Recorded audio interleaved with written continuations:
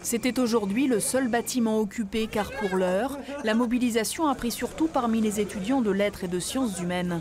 La raison de leur colère, notamment le nouveau dispositif d'entrée à l'université, Parcoursup, jugé trop sélectif.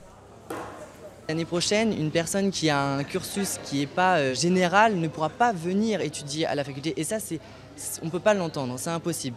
Tout le monde doit avoir ses chances de pouvoir apprendre. Et l'université est l'une de ces solutions de pouvoir aussi grandir, donc il faut que tout le monde puisse y accéder. Le problème, c'est pas mettre en place l'élection, le problème de l'université, c'est qu'elle manque énormément de moyens. Je le vois tous les jours. On a des amphis où, par exemple, parfois il n'y a pas de chauffage, il fait froid dans les bâtiments.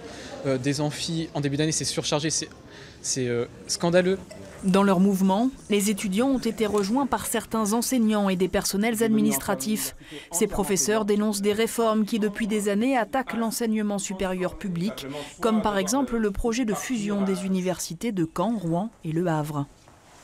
On est dans une logique de concentration comme on peut en avoir dans d'autres entreprises, parce que ceux qui gèrent maintenant l'université se comportent comme des gérants d'entreprise, gérants d'entrepôt, gérants des flux, et ça c'est vraiment extrêmement désagréable. C'est contraire à notre éthique de métier, et c'est pour ça que nous nous mobilisons ici à Rouen, mais aussi ailleurs en France.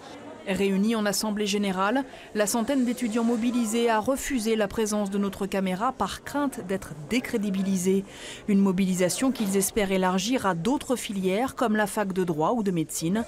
Demain, ils occuperont de nouveau ce bâtiment et tenteront de mettre en place les ateliers et débats alternatifs censés donner naissance à l'université libre dont ils rêvent.